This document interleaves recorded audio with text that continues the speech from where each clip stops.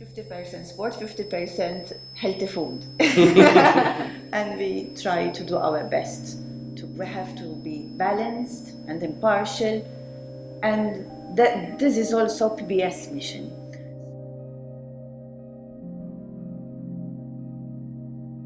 Madam, it's Willinsky magazine. Thank you very much for accepting the invitation for the interview.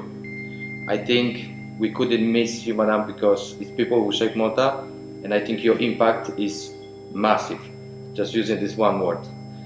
I think for me, like for any normal person coming to the television studios, I think it's something special. Do you still have that moment? Well, first of all, thank you for your invitation. It's my pleasure. When I come here and sit down instead of the newscaster, in fact today you're sitting instead of the newscaster, I'm sitting here instead of the sportscaster. I have butterflies in my stomach. In fact, I have the same feeling today. I think you've been here for so long, it means you're managing very well, which is fantastic to see. When was your start, Madam? Well, I was 16 years old. I used to be a sports journalist.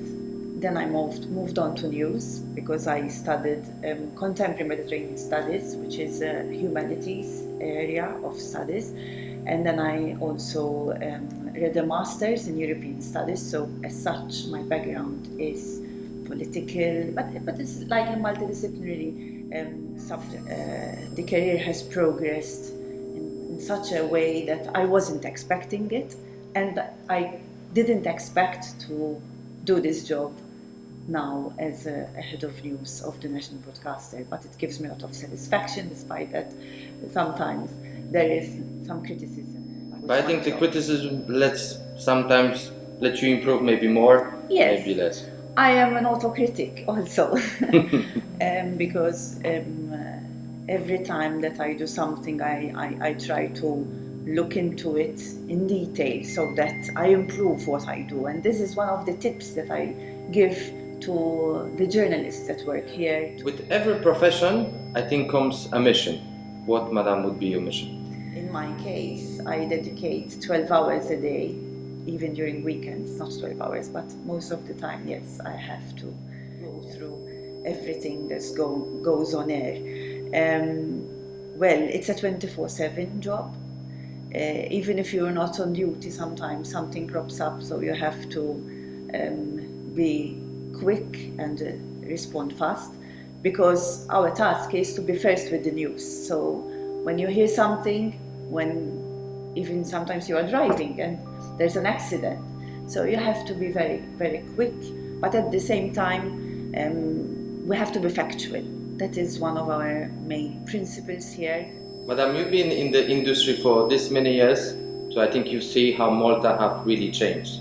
You think Malta today offers like a lot of more opportunities for young generation? I think everyone strives for a better world, and Malta has changed substantially throughout the past years, physically, economically, socially, in all aspects of life.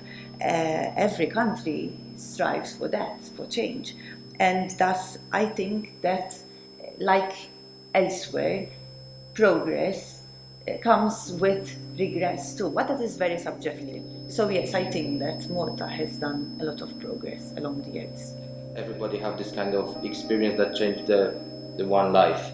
Would you have something like this? Maybe like a role model?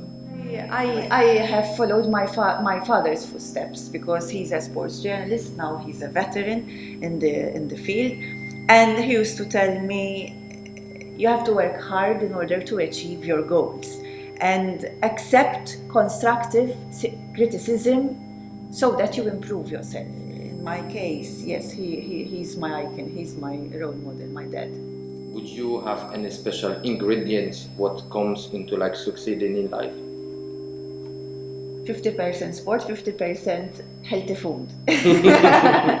No, very good and excellent ingredients to distress a bit from this very, very hectic job. But in my case, in order to achieve my dreams, I also and still am persistent, persuasive, patient, passionate, and a perfectionist also. Madam, thank you very much for your time. I'm sure we will follow for more. Thank you for granting me this opportunity.